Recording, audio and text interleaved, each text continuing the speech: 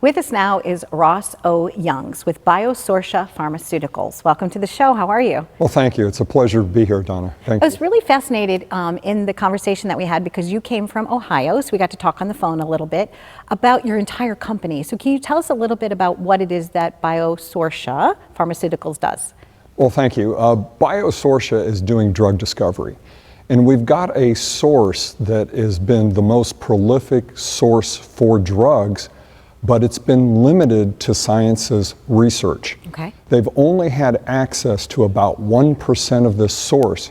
And with a technology that was actually funded by the Advanced Research Projects Agency of the DOE and then follow-on funding by DARPA, we advanced the technology to open the door to the other 99% of this source. Now, have you always been interested as a person in science? Have you always, because I know you have a lot of patents, discoveries, things that you've invented. Have you always been somebody that's been science-minded? I have been, but Okay. I'm more of a generalist rather than a specialist. So Okay. I've been involved in environmental science, I've been involved in technologies.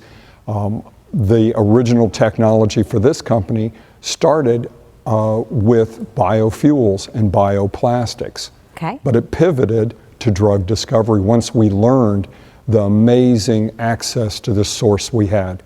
And tell us a little bit about that. What is that process? What happens? Well, it's interesting. Most drug discovery occurs at a laboratory bench. And when you're at a laboratory bench, let's say a technician or a researcher may have access to minimal amounts of material. When they have access to the minimal amounts of material, they try to find out what can grow. Okay. Well, what's interesting is out there in the natural world, when you talk about microbes, less than 1% of the microbes on the planet can grow in a lab, leaving the other 99% unable to be studied. So what we've been able to do is with this technology, we go into the natural world and grab these microbes where they live. And what's interesting about that is we start generally with 20 million liters of source material, which would never fit at a laboratory bench. And with that, we get all this material, preserve it immediately, and actually protect the chemistry that's inside of these microbes. And one may ask, why do microbes relate to the human? And that's where the microbiome comes in. Okay. Over the last 10 years, one of the things that we've discovered is that we are more microbes than we are human. We have 40 trillion microbes that live in and on us. We only have 30 trillion cells. Okay. We've all heard about the 23andMe and how many genes a human has, 23,000 genes. Our microbes that live in us have over 7 million genes, and they produce most of our chemistry, turning things on, off, up, or down, and impacting the vast majority of diseases that we have inside of us. So these have been major breakthroughs in understanding, led by genomics. But genomics has had a very difficult time in making drugs because it's the code. Yes. It's all about the chemistry, and now we have access to the chemistry in a unique way. Now, how were you originally funded, and what's the process like now? Where is this growing and going? Well, when we created the original technology, we applied for grants. Okay.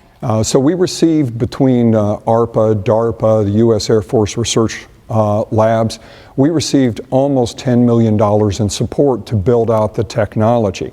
And then we've had angel investors that have brought us along to this stage. Now we're ready to move to that next stage and really execute. And what we want to do is focus on anti-cancer opportunities and build out what would be the largest library ever in existence in microbial secondary metabolites. Think of the drug-like chemistry that's inside of humans that turns things on, off, up, or down and hits these targets. It's so very, very fascinating to me. And I know that you have a website, you have additional information on that website for people to find out more information. But the overall process, I believe, for you is to be able to create this and then bring it to market for, for cures, in cosmetics, so many of our day-to-day life things that, like you say, touch us and that are in us, and to make the world a better place. That's so true. And when we build our library, which we hope to be able to do within the next year, the ability for us to work with researchers worldwide, not only in the various therapeutic areas, anti-cancer, immunology, let's say infectious disease, metabolic disease, neuro-CNS, all of our chemistry fits very well with those kind of diseases. But beyond that, things like longevity, things like cosmetics and agricultural products is where this library will be able to play, expanding what science has had in access and knowledge to microbes to 100 times what we have today. Well, I would like to sign up to be one of the people that participate in that. I just had a birthday this week, and when you talk about longevity, I'd be happy to be at least 125. So count me in on that list. Well, you bet. And we're really looking forward to working with researchers.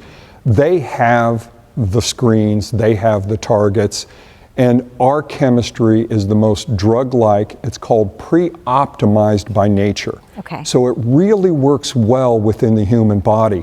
And one of the things that's happened over the last 40 years is the chemistry that we've had has been created by chemistry kits. It's called combinatorial chemistry. So it wasn't natural.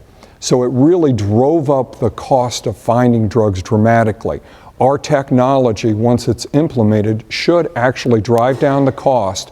And what's really, let's say, phenomenal is I think what will happen is researchers around the world over the next decade will start to explore microbiomes not only outside of the human, but all over the planet for their hidden chemistry and their hidden signaling that can impact humans and other markets.